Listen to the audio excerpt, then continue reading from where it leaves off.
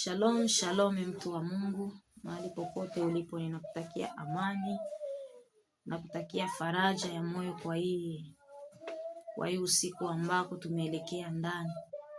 Sababu katika usiku kuna mazito, katika usiku tunapitia mengi, lakini katika yote sisi ambao tunamtegemea Bwana hatuwezi tukaogope lolote. Mtu wa Mungu popote pale ulipo, nilitaka kukutakia amani na salamu ambavyo utakavyolala navyo katika usiku wa leo.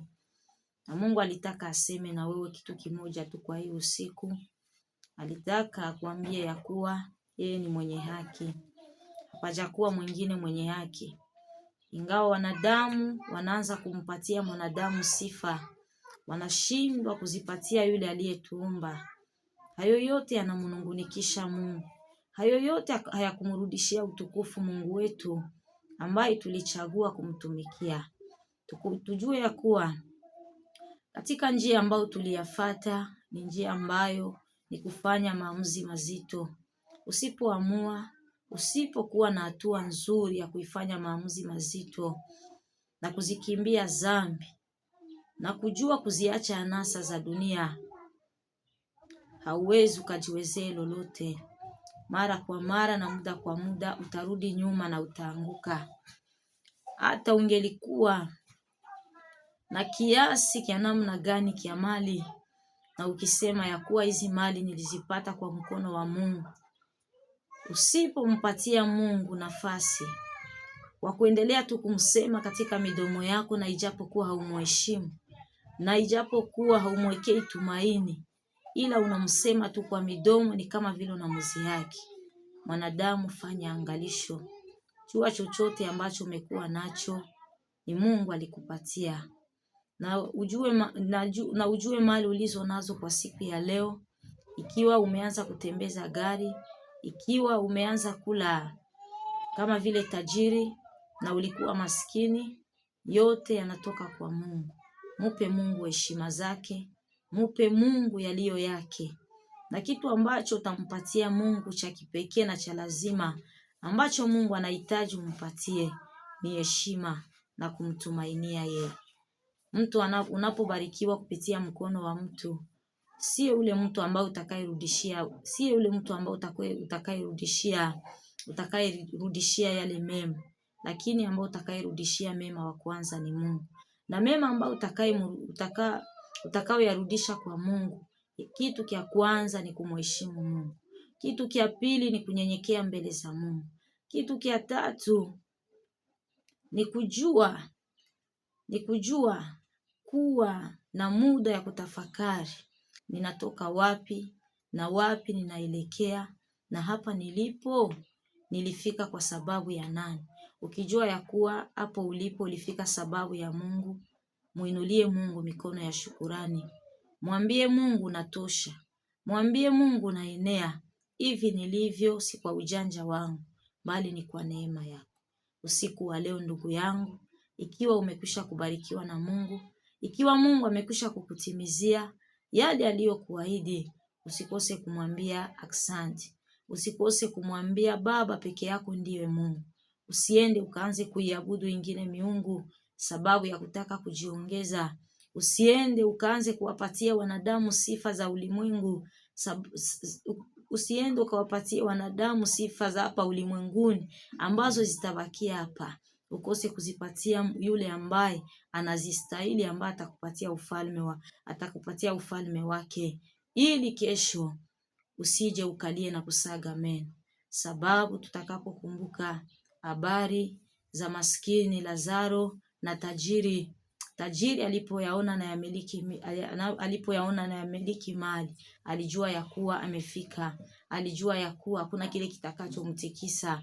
Lakini kumbuka ndugu yangu, Lazaro alikuwa na siku ambayo alisema, sababu katika umaskini wake na katika ukosefu wake alijua tu kumheshimu Mungu na kajua kushukuru jinsi alivyo. Ndiyo maana ndugu yangu mpendwa, usikose kumwambia Baba, ninakuheshimisha kwa hii usiku, sababu jinsi nilivyo ni kwa neema yako. Usilale bila kumwambia Baba, pokea shukurani. Usilale bila kumuinulia Baba mikono ya shukurani. Usilale bila kumwambia Mungu asante, maana hivi nilivyo ni kwa neema yako. Maana hivi nilivyo ni kwa neema yako. Vyote nilivyo navyo nimevipata kwa mkono wako. Na ukiyaishi hayo maisha, utakuwa mwana mwenye kumpendeza Mungu. Watu watakupanga majina, watu watajiuliza wewe unatowaka wapi kila siku, sababu ulijua kumheshimu Mungu. Wote ambao walibarikiwa tunaposoma hata katika Biblia, ambao waliishi kumheshimu Mungu, waliziishi baraka zake. Hapo kale wote ambao waliziishi baraka ni wale ambao walinyenyekea, ni wale ambao walijua kumuinamia Mungu peke yake, wakatupa sifa za wanadamu nyuma, wakampatia Mungu sifa peke yake, sababu ndiye Mungu. Basi ndugu yangu, nakutakia amani na usiku mwema. Usiku wa leo uwe wa faraja kwako. Ukitaka kesho tena uyaone mema ambayo utakayoamka ndani, usikose kumwambia Mungu ninakushukuru.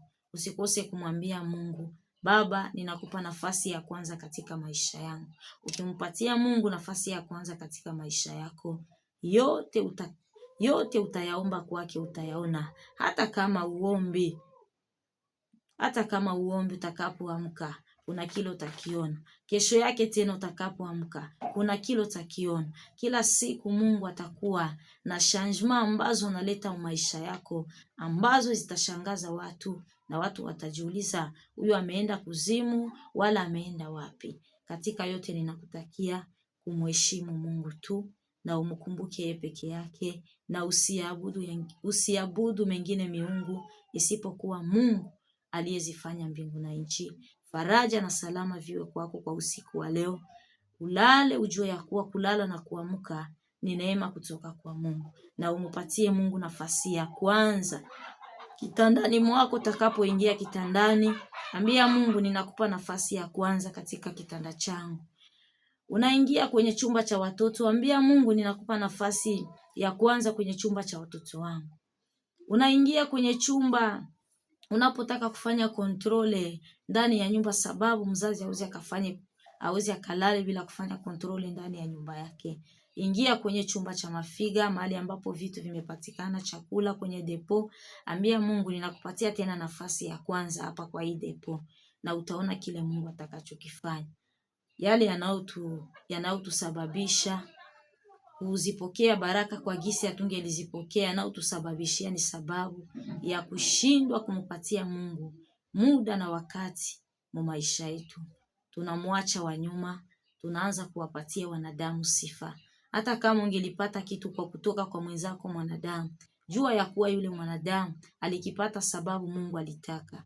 Jua ya kule mwanadamu alipata kile kitu sababu Mungu alisema nitampa, na akampatia. Nyote mliumbwa sawa sawa. Hakuna yule ambaye aliye mkubwa wala mdogo mbele ya Mungu. Sisi wote ni sawa sawa, nyote ni sawa sawa.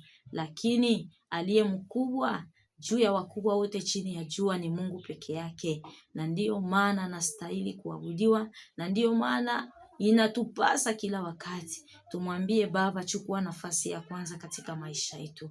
Popote pale ulipo mtu wa Mungu, na kutakia amani na salama, baraka na mafanikio zilale pamoja na wewe. Usisahau kumwambia Mungu, nakupa nafasi ya kwanza kwa maisha yangu, ili utakapoamka uone kile ambacho tena amekiongeza kwenye watoto wako, kwenye masomo ya watoto wako, kwenye kazi zako, kwenye nchi yako. Popote pale ambako utakuwa umechangia mchango mzuri pamoja na Mungu, utabarikiwa kwa jina la Yesu, na kutakia kulala na salama.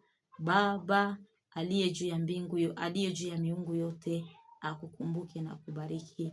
Baba, katika uwezo wa jina la Yesu, naliweka tena taifa lako hili ndani ya vitanga vya mikono yako. Mfalme na Bwana, tizama hii ni usiku ambako watoto wako wanataka kulala, wanaelekea kulala rafiki, na kuna wale ambao katika dunia wanaelekea kuamka. Baba, hii kuna nafasi ambazo wamoja wamekuwa katika pambazuko, Acha huyu ambaye amepambazuka, umjalie tena neema ya kupambazuka na wewe. Acha huyu ambaye ametaka kulala usingizi, umjalie tena neema ya kulala usingizi na wewe. Na katika yote Baba, utufunze ukufanya wewe mkubwa juu ya yote. Tusingeliabudu miungu mingine isipokuwa wewe. Acha uguse tena mioyo ya watu wako. Usituache Baba, maana ukituacha tutapotea. Acha ulale pamoja na hili taifa. Acha ulale pamoja na watu wako. Ninawaombea ushindi, ninawaombea baraka, ninawaombea mafanikio, ili wewe mwenyewe uwafunike na kuwafunza kukujua. Ni kwa uwezo wa jina lako ninaomba. Amen.